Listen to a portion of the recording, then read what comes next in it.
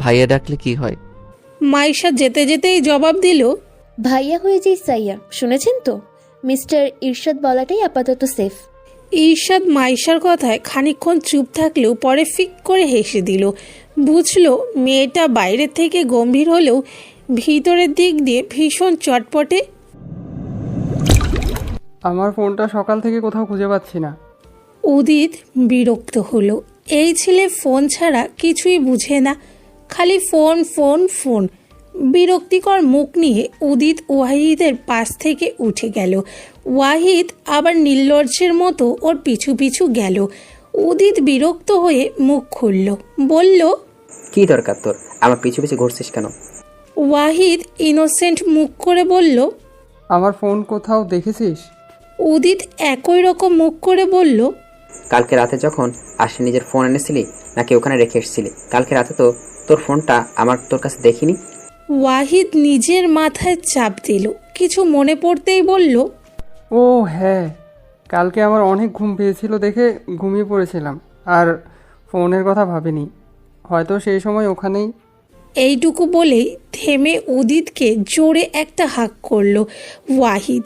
তারপর গালে একটা গভীর চুমো এঁকে দিতেই উদিত ওয়াহিদের গালে হালকা করে থাপ্পড় মেরে দিল। মুখে বলল, গে কোথাকার, শরীরের সাথে এত কিসের চিপকা চিপকি তোর? আরও একবার দিব থাপ্পড়। ওয়াহিদ মুখ কালো করে বলল, দিলাম ভালোবাসা, ফেরত দিলি আঘাত।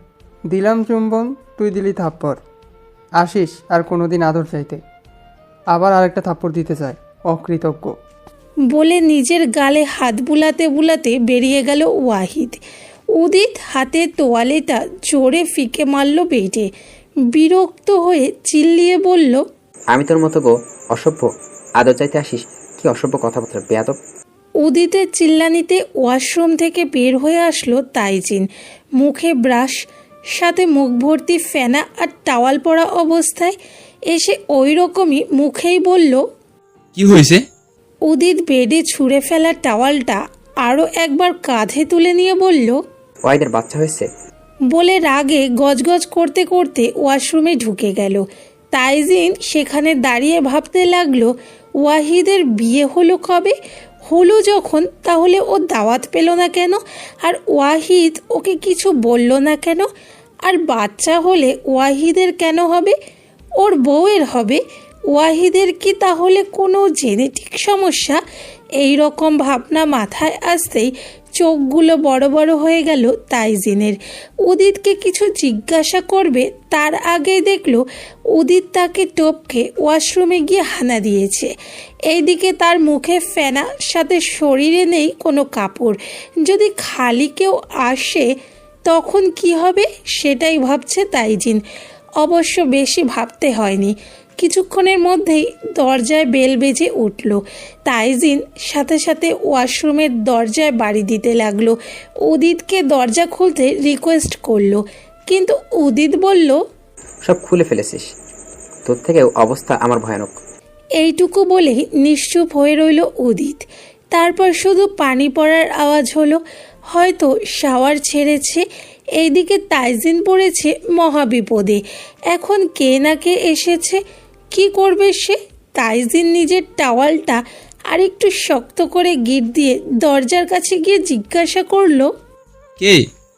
অপর পাশ থেকে মেলি গলা ভেসে আসলো, কণা ডাকছে। তাইজিন, আমি কণা আপু। ইরশাদকে একটু ডেকে দাও না, ও ফোন ধরছে না। তাইজিন মুখ কুঁচকালো, তবে সেটা আড়ালে, কারণ সে এই অবস্থায় কিছুতেই দরজা খুলবে না, কিছুতেই কণার সামনে এই অবস্থায় পড়বে না। আর এমনিতেও ইরশাদ ভাইয়া তো এখানে নেই, তাই দরজা খোলার দরকারও নেই। তাইজিনও মিষ্টি করে জবাব দিল, আপু, ভাইয়া এখানে নেই, বাইরে গেছে মনে হয়। কণা মনমরা হয়ে জবাব দিল, ও আচ্ছা, আমি যাই তাহলে। তাইজিনকে যাই বলে কণা চলে যায়। তাইজিনও নিজের টাওয়ালটা আর একটু ঢিলা করে, বাব্বা এত শক্ত করে বেঁধেছিল যে পেটে চাপ পড়ে গেছে। কিন্তু ঢিলা করতে করতে আরও একবার কণার আওয়াজ শোনা গেল। কণার আওয়াজেও ও চমকে তাইজিন টাওয়ালটা হাত থেকে খুলে পড়ে গেল। মানে সে আপাতত বিবস্ত্র হয়ে গেছে। যেহেতু কণা ঘরে আসতে পারবে না, তাই তার টাওয়াল পরার তাড়াও নেই। কণা আরও একবার জিজ্ঞাসা করলো। কখন গেছে ও বাইরে জানো? তাইজিন জবাব দেয়। আমরা ঘুম থেকে উঠেই দেখছি নাই। কণা কিছু একটা ভেবে তড়িঘড়ি করে ওহ বলে বেরিয়ে গেল হোটেল থেকে। তাইজিন কণা চলে গেছে বুঝতে পেরে নিজের টাওয়ালটা নেওয়ার জন্য নিচে ঢুকতেই ফট করে ওয়াশরুমের দরজা খোলার আওয়াজ হলো। তাইজিন সেদিকে তাকাতেই দেখলো উদিত তার দিকে বড় বড় চোখ করে তাকিয়ে আছে।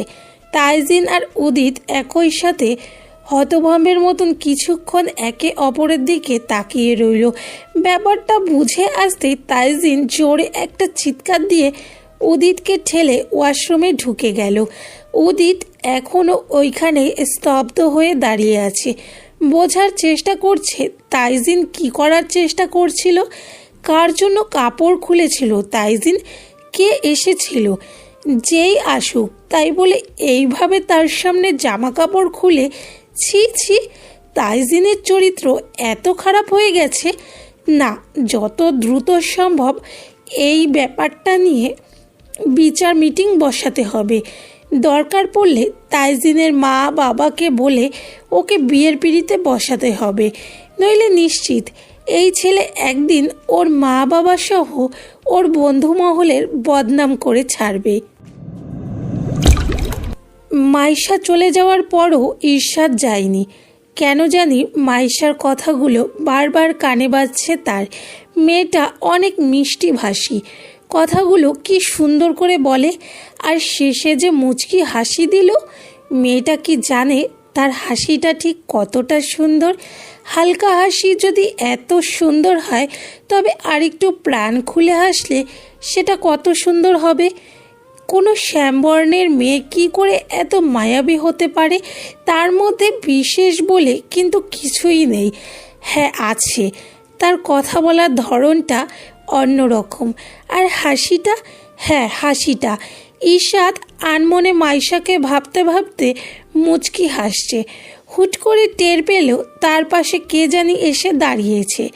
তাকাতেই চমকে গেল সায়ন। সায়ন মুচকি হেসে তাকিয়ে আছে ঈর্ষাদের দিকে। ঈর্ষাদ দেখে তা অবাক। ভাইকে জড়িয়ে কোলাকুলি করে জিজ্ঞাসা করলো, তুই এইখানে কেন? সায়ন হেসে বলল, তোকে না বললাম আমি কাজে বাইরে যাব, এটাই আমার শেষ বাইর। ঈর্ষাদ হাসলো। যাক, তাহলে আনন্দটা আর একটু বেশি করা যাবে। দুই ভাই মিলে হাসাহাসি আর গল্প করা শুরু করে দিল। ওদের গল্পের মাঝে হুট করে কেউ একজন আঙ্কেল আঙ্কেল বলতে বলতে এগিয়ে আসলো সায়নের দিকে। সায়ন অবাক হলো, আঙ্কেল? তাকে আবার কে আঙ্কেল ডাকবে? সে কি এখনও আঙ্কেল হওয়ার বয়সে এসেছে নাকি? সে তো এখন ভাইয়া, ছোট বড় সবার ভাইয়া। সৃজনীর পিছনে দৌড়ে দৌড়ে আসলো ভাবনা। এই মেয়েকে নিয়ে ও আর পারে না। মাঝে মাঝে এমন ছোটাছুটি করে ধরা মুশকিল হয়ে যায়। সৃজনী সায়নের সামনে এসে বলল, আপনি তো সেই না আঙ্কেল, যিনি আমাকে আইসক্রিম কেনার টাকা দিয়েছিলেন? এই নিন আপনার বাকি 50 টাকা। আমি সবসময় নিজের কাছে রাখি, যাতে আপনার সাথে দেখা হলে ফেরত দিতে পারি। বলেই টাকাটা এগিয়ে দিল সায়নের দিকে। সায়ন বাকি কথাটা বুঝেছে কিনা জানা নেই, কিন্তু আঙ্কেল কথাটা তার কানে বাজছে বারবার। Seriously uncle? সে? ঈর্ষাদ তো এইদিকে হেসে কুটি কুটি হচ্ছে। সায়নের আরও রাগ বাড়ল। কে তোমার আঙ্কেল? সৃজনীও মুচকি হেসে জবাব দিল, আপনি? ভাবনা ওদের কথাবার্তা দেখছে শুধু। তবে সৃজনীর আঙ্কেল বলাটা যে একদম উচিত হয়নি সেটা বুঝেছে সে। সায়নের চেহারা দেখে ভাবনারও ভীষণ হাসি পাচ্ছে। সায়নকে ফুলতে দেখে এগিয়ে আসলো ঈর্ষাদ, বলল, ও তোমার আঙ্কেল নয় সৃজনী, আমাকে তো তুমি ভাইয়া বলো, আর ও তো আমার ছোট ভাই, ও ভাইয়াই হবে। সৃজনী একবার সায়ন আর একবার ঈর্ষাদকে দেখল, বলল, কিন্তু আমি তো জানতাম বড়রা বেশি সুন্দর হয়। কিছু মনে করো না ইরশাদ ভাইয়া, কিন্তু আমার আপু তো আমার থেকেও বেশি সুন্দর, তাই ভেবেছি হয়তো সব ক্ষেত্রেই এইটা হয়।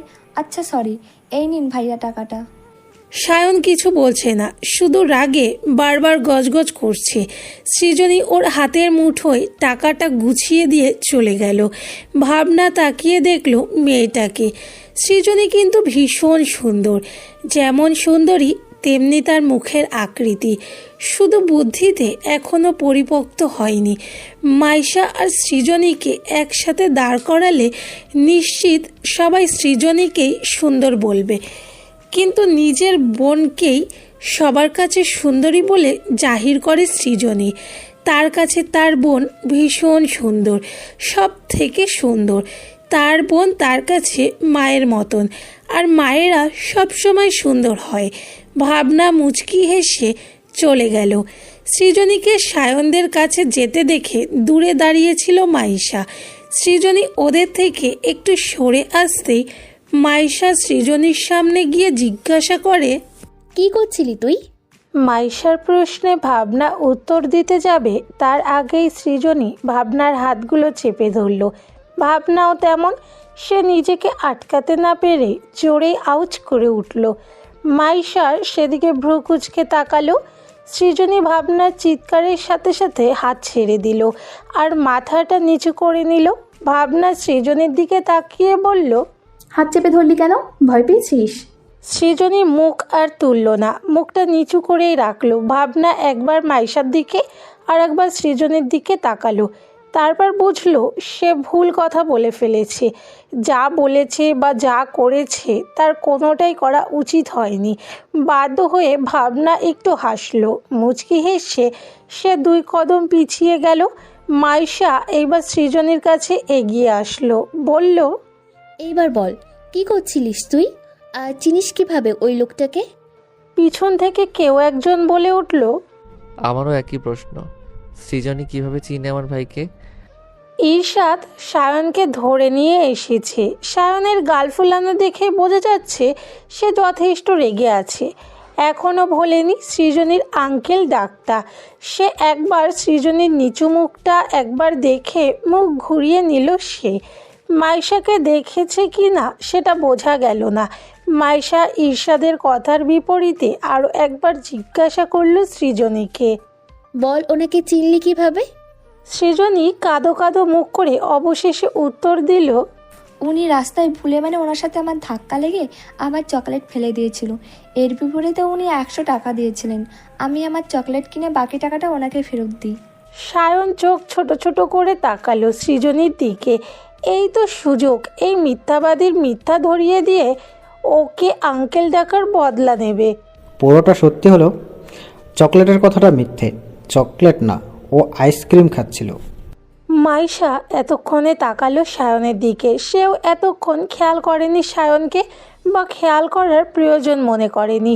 সায়নকে দেখেই এক দফা চমকে গেল। সাথে সাথে নিজের মুখকে স্বাভাবিক করে সৃজনীর দিকে তাকিয়ে বলল, তুমি এতটাও বড় হয়ে যাওনি যে বড় আপুর থেকে কথা লুকাতে হবে। মাইশা আর কিছু বলল না, সেইখান থেকে সমুদ্রের দিকে চলে গেল। ভাবনা সৃজনীর কাছে গেল। সৃজনী নিজেও অবাক হলো, কারণ মাইশা তাকে বকলো না দেখে। হিসেবে মাইশার উচিত ছিল আর একটু কথা শোনানোর।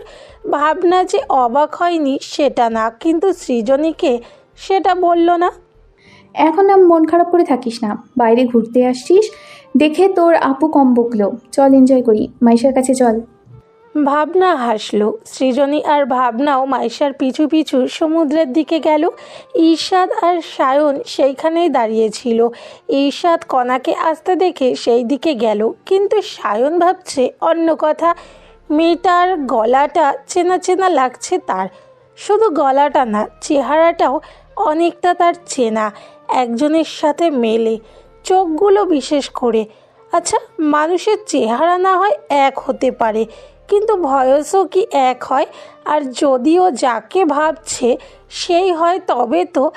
এইরকম কিছু ভাবনা মাথায় আসতেই মুচকি হাসলো সায়ন। যদি এমন হয় তবে সব ঠিক হওয়ার সময় হয়ে গেছে।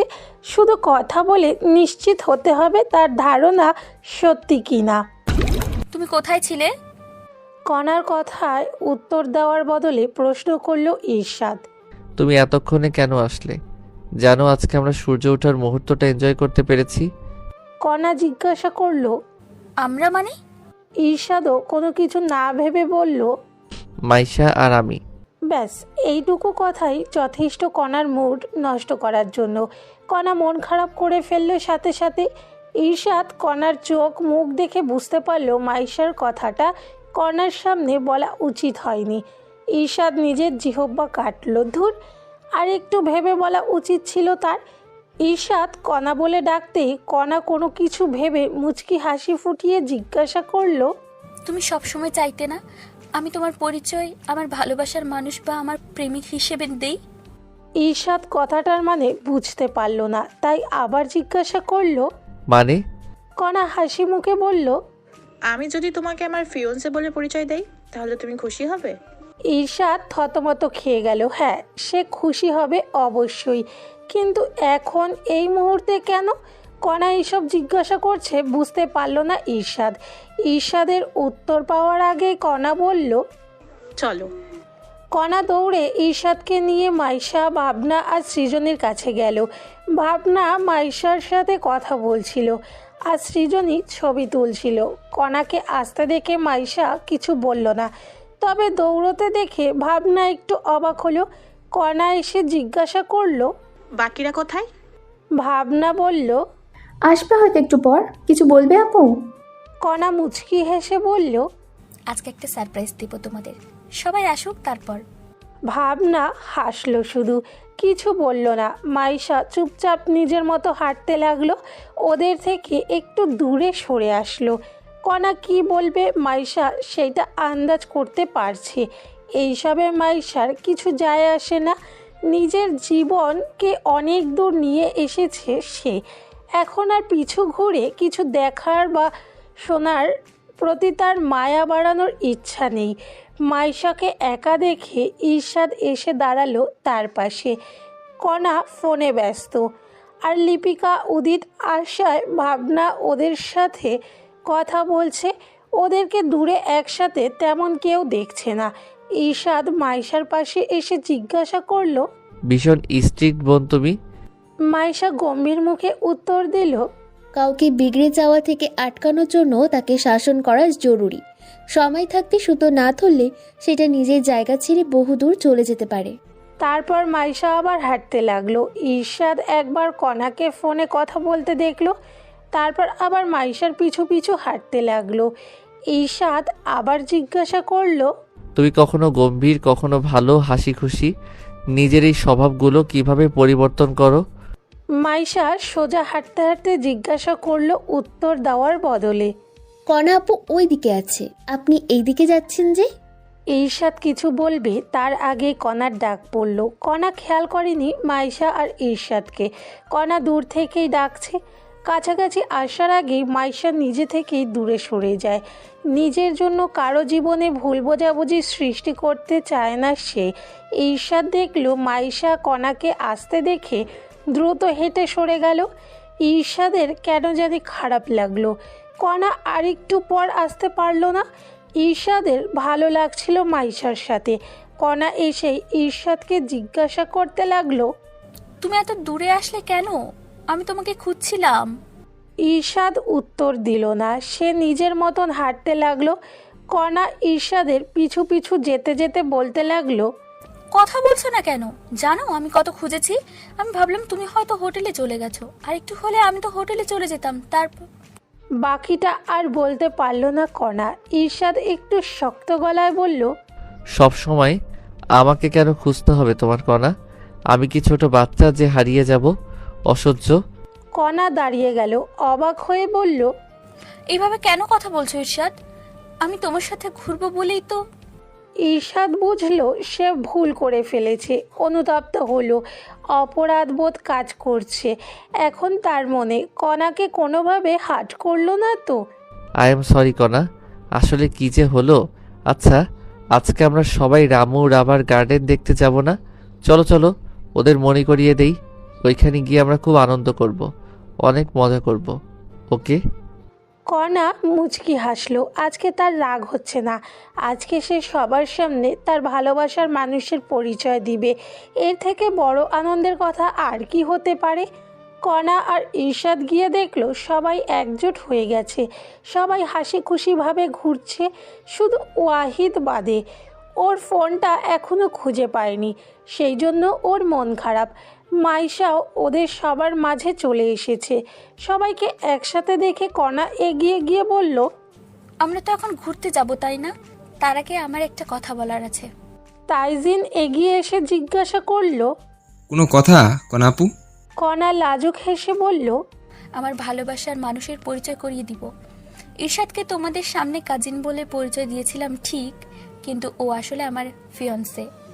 ঈর্ষাদ কেন জানি না মাইশার দিকে তাকালো।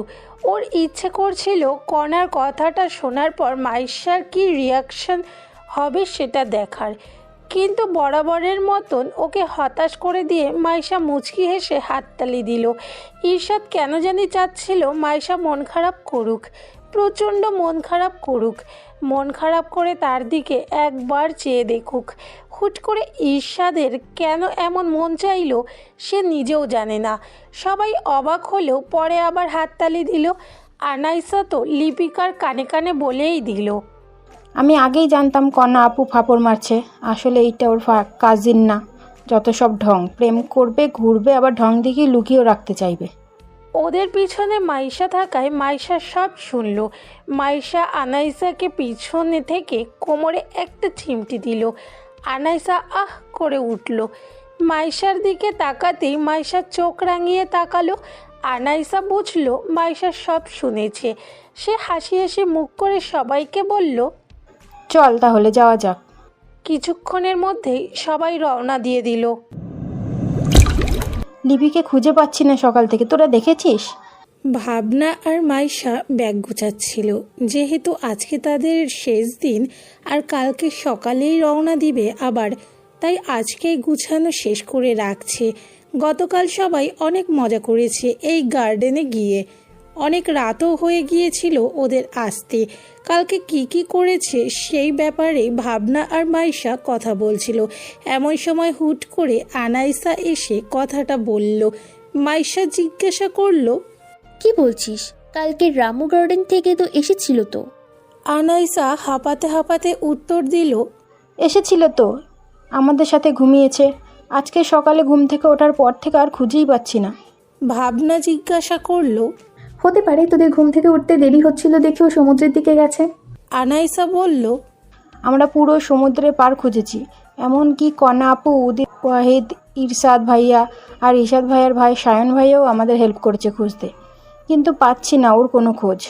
মাইশা আর ভাবনা বসা থেকে উঠে আসলো। সৃজনীও কথাটা শুনে ছুটে আসলো বারান্দা থেকে। মাইশা অবাক হয়ে জিজ্ঞাসা করলো, কি বলছিস? এতক্ষণ ধরে খুঁজে পাচ্ছিস না, আমাদের জানাবি না একবারও? আনাইসা বলল, তোদের ফোন দিয়েছিলাম কিন্তু মাইশার ফোন অফ বলছে আর ভাবনা ফোন ধরছে না। মাইশা নিজের ফোনের দিকে তাকালো। চার্জে দিয়েছে কিন্তু ফোনটা অন করা হয়নি। গতকাল সৃজনী ছবি তুলতে তুলতে ফোনের চার্জ শেষ করে দিয়েছিল। আর ভাবনা নিজের ফোন দেখলো সাইলেন্ট করা। মাইশার ফোন অফ হতেই ভাবনা নিজের ফোন সৃজনীকে দেয়। তখনই হয়তো সৃজনী সাইলেন্ট করে দিয়েছিল ফোনটা। মাইশা তড়িঘড়ি করে ওড়নাটা পরে নেয়। আনাইসা ভাবনা আর সৃজনীকে নিয়ে নিচে যায়, যেখানে সবাই আছে। মাইশাকে নিচে আসতে দেখে ঈর্ষাদ দৌড়ে তার কাছে যায়, সাথে বাকি সবাইও আসে পিছু পিছু। ঈর্ষাদ এসেই মাইশাকে জিজ্ঞাসা করে, তোর ফোন বন্ধ কেন? আমরা সবাই ফোন দিচ্ছিলাম তো। মাইশা সেই কথার জবাব দেয় না, জিজ্ঞাসা করে, লিপিকে পাওয়া গেল?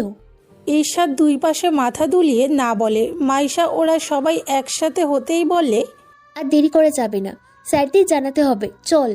মাইশা দৌড়ে টিচার্সদের রুমে যায়। সবটা খুলে বলতেই ওরা হোটেলের মানুষের সাহায্যে পুলিশকে ইনফর্ম করে। পুলিশ খোঁজাখুঁজির কাজ শুরু করে দেয়। মাইশা সহ বাকি সবার মুখ শুকনো হয়ে গেছে। না জানি লিপিকার মা বাবাকে কি জবাব দিবে তারা। ওদের একমাত্র মেয়ে লিপিকা, খুব আদরেরও বটে। ওরা তো পাগল হয়ে যাবে শুনলে। দেখতে দেখতে দুপুর হয়ে এলো, লিপিকার কোনো খোঁজ নেই। হুট করে কণার ফোনে টিচারদের ফোন আসে। কণা ফোনের কথাগুলো শোনার সাথে সাথে ওর মুখ কালো হয়ে যায়। অজানা আতঙ্কে চোখ মুখ শুকিয়ে যেতে থাকে, হাত পা কাঁপতে থাকে, হাত থেকে ফোনটাও পড়ে যায়। ঈর্ষাদ কণাকে ফোন ফেলে দিতে দেখে চকিতে তার কাছে যায়, গিয়ে জিজ্ঞাসা করে কি হয়েছে। কণা নিজেকে সামলে নেয়, তারপর সবার উদ্দেশ্যে বলে, আমার মনে হয় লিপিকার খোঁজ পাওয়া গেছে। পুলিশ জঙ্গলের দিকে একজন মেয়েকে পেয়েছে, তাদের ধারণা ওটাই হয়তো লিপিকা। মাইশা সহ বাকি সবাই উঠে দাঁড়ায়, মন থেকে দোয়া করতে থাকে যেন সেইটাই লিপিকা হয়। কিন্তু কণার শুকনো মুখ দেখে মাইশার সন্দেহ হয়। সে সরাসরি জিজ্ঞাসা করে, কি হয়েছে কণা আপু? একটা ভালো খবর পেলাম আর তুমি এখন মুখ করে আছো। ভাবনা বলল, তুমি আর চিন্তা করো না কণা আপু, ওইটাই আমাদের লিপি হবে দেখো। কণা নিজের চোখের পানি আর আটকাতে পারে না, ঝরঝর করে মুখ ঢেকে কেঁদে বলে, এরকম বলো না ভাবনা, আমি মন থেকে চাই ওইটা লিপিকা না হোক। কণার এমন কথায় সবাই অবাক হয়। সায়ন বিরক্ত হয়ে জিজ্ঞাসা করে, না কেঁদে ব্যাপারটা খোলামেলা করে বলো না। কণা চোখ মুছল। অজানা আতঙ্কে সবার মনগুলো ধুকপুক করতে লাগলো। কিছু ভয়ানক হয়েছে কি, যেটা আফসোস করলেও কুল পাবো না আমরা, এমন কিছু হয়েছে। সবার হাত পা ঠান্ডা হয়ে গেল। লিপিকা ওদের মধ্যে বেশ সহজ সরল একটা মেয়ে, ওর যদি কোনো ক্ষতি হয় তাহলে ওরা নিজেকে কি করে সামলাবে। সবসময় ওকে সবচাইতেই বলতো জীবনে চালাক হতে, কিন্তু ওর এক কথা, এতগুলো ফ্রেন্ড থাকতে ওর ক্ষতি করবে এত সাহস কার? মাইশা নিজেকে শক্ত রেখে কাঁপা কাঁপা গলায় কোনো মতে জিজ্ঞাসা করলো, কি হয়েছে কণা আপু? কণা একটা দীর্ঘ নিঃশ্বাস ফেললো, নিজেকে শান্ত করে বলল, আগে গিয়ে দেখি ওটা লিপিকা কি না, তারপর বলছি। চলো সবাই। ঈর্ষাদ, আমাকে ধরো প্লিজ। কণার বলতে দেরি, ঈর্ষাদের ছুটে গিয়ে তাকে ধরতে দেরি নাই। ঈর্ষাদ কণাকে ধরে গাড়ির দিকে নিয়ে যেতে লাগলো। পেছনে পেছনে সবাই আসলো। টিচার্সরা আগে রওনা দিয়েছে। কিছুক্ষণ পর সবাই একসাথে ওই জায়গায় পৌঁছে গেল। সবাই দৌড়ে গেল যেখানে পুলিশের ভিড় সেইখানে। সবাইকে ঠেলে মাইশাই আগে গেল দেখার জন্য। গিয়ে দেখলো একটা মেয়েকে ঢাকা দিয়ে রাখা হয়েছে। মাইশা একটু এগিয়ে যেতেই দেখলো মেয়েটা লিপিকা। মাইশা দৌড়ে গিয়ে বসে পড়ল, গায়ে হাত দেওয়ার চেষ্টা করলো, কিন্তু পুলিশ আটকে দিল। সবাই সেই সময় চলে এসেছে। আনাইসা, ভাবনা, কণা মাইশার পাশে বসলো। মাইশাকে ধরে আছে তারা। মাইশা কাঁদতে কাঁদতে ডাকছে লিপিকাকে। সেই সময় একজন পুলিশ ওদের টিচারদের বলে উঠল, স্যার, আপনারা যেহেতু শনাক্ত করেছেন, আমরা ওনাকে হসপিটালে নেওয়ার ব্যবস্থা করছি। ওনার অবস্থা খুবই খারাপ। যেভাবে ধর্ষণ করা হয়েছে দেখে মনে হচ্ছে গ্যাংরেপ। ধর্ষণের কথা শুনে চমকে উঠল উপস্থিত সবাই, শুধু কণা বাদে। যখন টিচারদের একজন ওকে ফোন দিয়েছিল তখনই বলেছিল একজন মেয়েকে ধর্ষিত অবস্থায় পাওয়া গিয়েছে জঙ্গলের পাশে। সে মন থেকে দোয়া করেছিল যেন এইটা লিপিকা না হয়, কিন্তু ভাগ্যের লিখন না যায় খণ্ডন। মাইশা সহ বাকি সবাই ছলছল চোখে তাকালো লিপিকার দেহটার দিকে। ঠোঁটটা বিচ্ছিরিভাবে কেটে গিয়েছে, সারা মুখে অনেক রকম আঁচড়ের দাগ, গলায় ঘাড়ে সব জায়গায় রক্ত জমে আছে। সবাই কিছুক্ষণের জন্য সেইখানে নিস্তব্ধ হয়ে বসে রইল। উদিত, ওয়াহিদ, তাইজিন, ঈর্ষাদ, সায়ন কেউ কিচ্ছু বলছে না। মাইশা হালকা করে কেবল বলল, আনা, একটু সৃজনীকে নিয়ে যাবি? আনাইসা হুঁশে ফিরল, চোখের পানি মুছে উঠে গেল বসা থেকে। থমকে যাওয়া সৃজনীকে নিয়ে যেতে লাগলো। সৃজনী প্রথমে যেতে না চাইলেও মাইশা বলেছে দেখে আর কিছু বলল না। কাঁদতে কাঁদতে দুজনেই হোটেলের দিকে রওনা দিল। এরই মধ্যে লিপিকার দেহটা নিয়ে যাওয়া হয়েছে। অবস্থা গুরুতর, কিন্তু ওই যে সিস্টেম, শনাক্ত না করলে দেহ নিতে পারবে না। এতে যদি মানুষটা মরেও যায় তাতেও এই সিস্টেমের কোনো কিছু যায় আসে না। সবাই নিজেকে সামলে হসপিটালের দিকে রওনা দিল। পুলিশরা কড়া পাহারার ব্যবস্থা করেছে। লিপিকার জ্ঞান ফেরার অপেক্ষা করছে সবাই। ডক্টরের ভাষ্য মতে 3-4 জন ছিল এই রেপ কেসে। ঘটনাটা হয়েছে রাত 2টো বা 3টার দিকে। সবাই যখন বেঘরে ঘুমাচ্ছিল তখন হয়তো লিপিকা কোনো কারণে বেরিয়ে আসে, আর তারপরই এই ঘটনাটা হয়। মাইশা কোনো কথা বলেনি, শুধু চুপ করে শুনে যাচ্ছে সবার কথাগুলো। হসপিটালে উদিত, ওয়াহিদ, ইরশাদ আর কণা আছে, আর আছে কিছু টিচার। বাকিরা সবাই হোটেলে। এত ভিড় করার কোনো প্রয়োজন নেই হসপিটালে, অন্য রোগীদের সুবিধাও তো দেখতে হবে তাদের।